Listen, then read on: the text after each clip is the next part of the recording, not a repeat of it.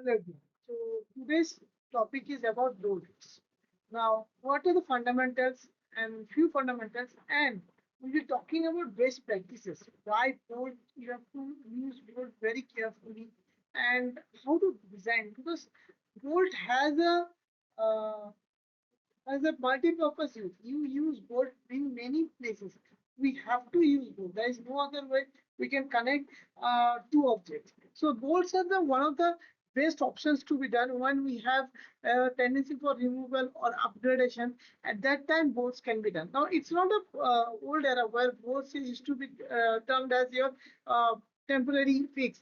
It's right now bolt is also a permanent fix also, because there are certain bolts, certain locks, certain designs where boats can withstand 1,000 years of loads also. I mean, it has that capacity. So you need to know how boats have been created.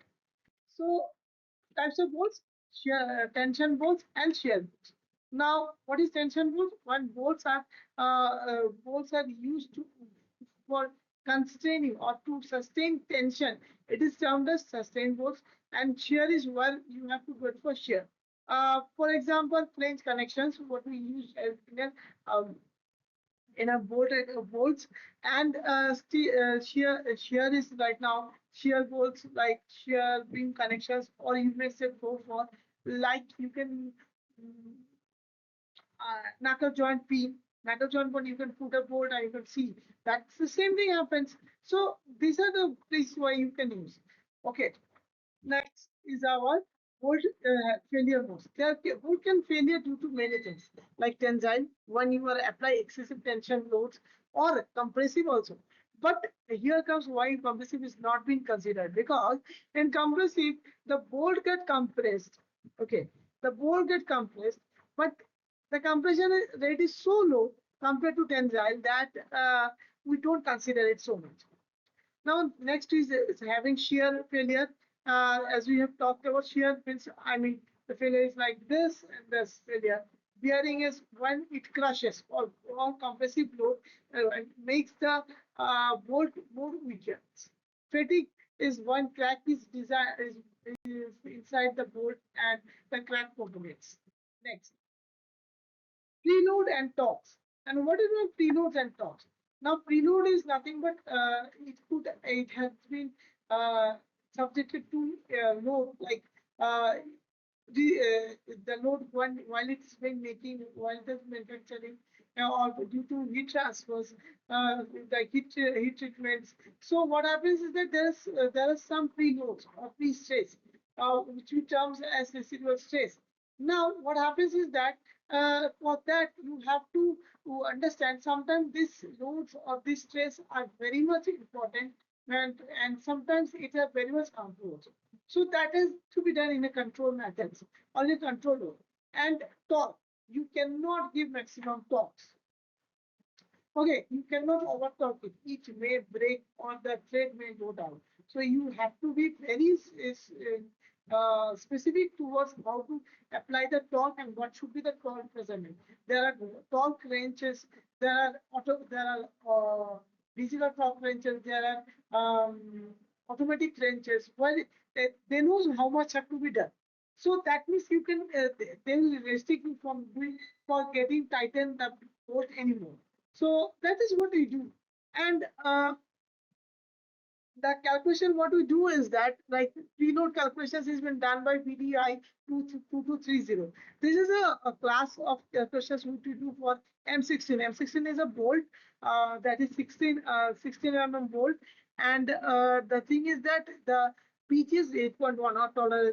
So for what happens is that you have to consider this one. This class of bolts can the calculations of torque, the calculation of preloads can be only be done by using VDI 2230. That is done by that the standard is from ASME itself.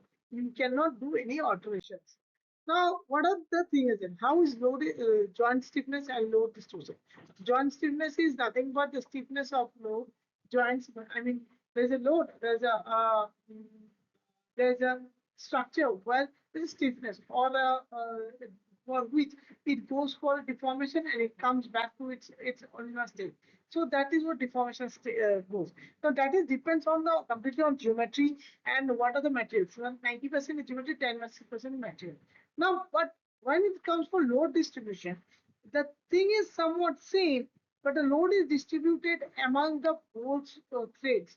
So what happens is that the spacing of bolts, how many bolts you are using, what are the types of joint there is it only one type of load is applied or not, like there's the shear load or there's only shear load or there are tensile loads are also working on it. So you cannot justify without going to the ground. So you for that you have to very much be sure about the first what geometry, material, and what type of loads are being applied to that section.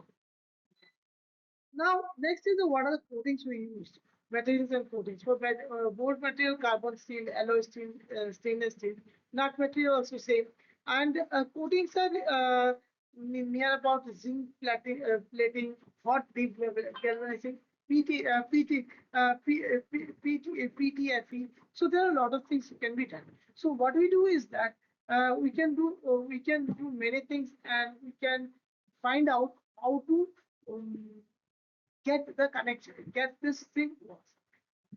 Now, going back to the thing, why we need coding? Because it is sometimes exposed to uh, environmental conditions where there may be harsh conditions. So that's why this type of coatings can help us from getting any wear and tear.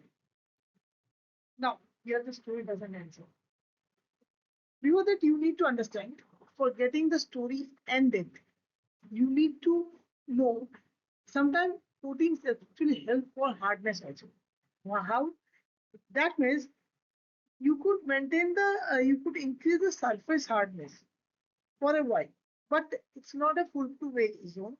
That's a hack to meant to what to say to increase the life of the bolt for a certain limit. But the limit is very less. But sometimes you need to do.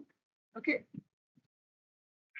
these are standards, as I told you, ASME, AST, and ISO EN codes. You have to follow the standards, and this is the only standards you have to follow. There is no other way you can do.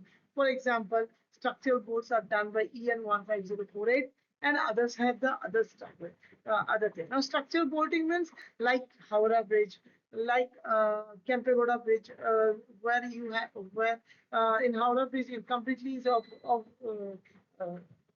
rebates, but there are also some boards also. But the boards are minimum numbers, but maximum is of rebates. But if you go for Kempegoda Bridge, you can find out the steel OS which are being stretched, which are stretching from one point to another point. So what happens is that there they use bolts to connect one end to another end, the steel OS. So that bolt has to be under the inspection and under the standards of 1508 is 040. Okay, this is what and based case studies, what we do, we go for the case study, what should be the case, what should not be done, what maintenance we have to do. Because board has many things in common. You have to understand that board is nothing that you just put it and you just go away. It will be running for year on year. This is not. So you have to be, you need to have a maintenance schedule because it will give you the life, joint life also. Now, the installations like maximum, you cannot apply maximum torque. Then in the both thread may get affected. And board selection, type of board, type of grades of material, what are the sizes, what are things. This all the standards has to be followed.